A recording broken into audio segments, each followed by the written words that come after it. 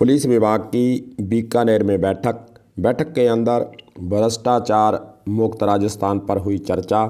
लेकिन हनुमानगढ़ की बात करें तो भ्रष्टाचार है कहाँ, हमें तो दिखाई नहीं दिया।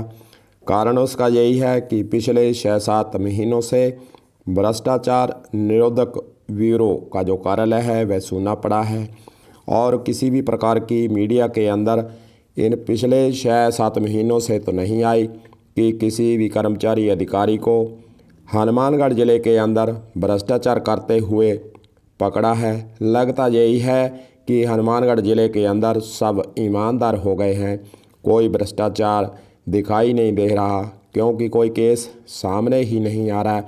इसलिए मीडिया तो यही समझ रहा है कि हनुमानगढ़ के अंदर हनुमानगढ़ ज़िला भ्रष्टाचार मुक्त राजस्थान के अंदर हो चुका है। इसीलिए यह चर्चा भी कई बार होती है, मीडिया में चर्चा होती है कि क्या हनुमानगढ़ के अंदर सभी अधिकारी कर्मचारी ईमानदार हो गए। अच्छी बात है, अगर ईमानदार हो गए हैं तो बहुत बढ़िया बात है, जनता को इससे फ़ायदा ही होगा।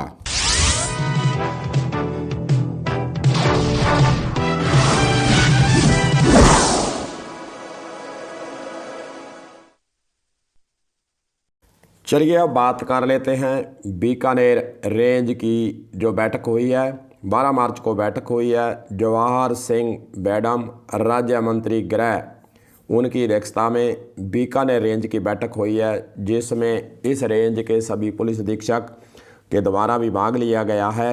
वहीं दूसरी ओर इस बैठक के अंदर खास रूप से चर्चा की गई है कि जो राजस्थान के अंदर गंभीर प्रकृति के अपराध हैं और नशा है और वहीं दूसरी ओर नकल गिरोह माफिया है, गैंगस्टरों पर पूर्णतः अंकुश लगाने की बात हो, इन सभी गंभीर अपराधों पे संलिप्तता पा रहे अपराधियों की संपत्ति अटैच करने की बात हो और उन पर कार्रवाई करने की बात हो, इस पर गहन मंथन किया गया है और निर्देश दिए गए हैं कि सभी एसपी को निर्देश दिए गए हैं कि बीट प्रणाली को आप सुदृढ़ करिए और बीट प्रणाली के अंदर जो खामियां हैं उसको दूर करिए।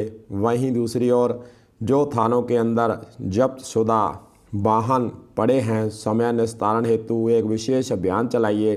वैसे देखा जाए तो सभी थानों के अंदर जो वाहन चाहे चोरी के हों चाहे किसी अन्य कारणों से पकड़े गए हों उनका निस्तारण लंबे समय तक नहीं होता है। चाहे हम कोर्ट के निर्देशों की बात करें या फिर स्थानीय थाने के स्तर पर एक कमेटी बनाकर निस्तारण करने की बातें हों, उसके अंदर एक समयावधि कार्यक्रम के तहत अगर यह कार्य कर दिया जाता है तो थानों के अंदर लंबे समय से पड़े जब्तशुदा वाहन जो है उसकी या तो फिर नीलामी होगी या फिर वाहन मालिक को उसे देना हो।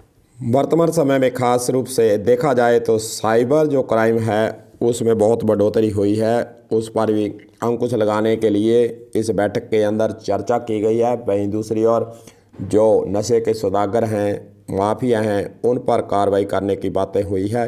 देखते हैं एसपी के द्वारा इस पर कितनी प्रभावी कार्रवाई हनुमानगढ़ ज़िले की बात कर लें तो इस पर की जाती है। तमाम बातें जो देखने वाली हैं, निर्देश तो दिए गए हैं लेकिन पालना कितनी होती है यह महत्वपूर्ण हो जाता है कि पालना ज़िले के अंदर करवा पाते हैं या नहीं करवा पाते हैं। देखते हैं आगे होता है क्या। गुरदेव सिंह सैनी की हनुमानगढ़ से खास रिपोर्ट।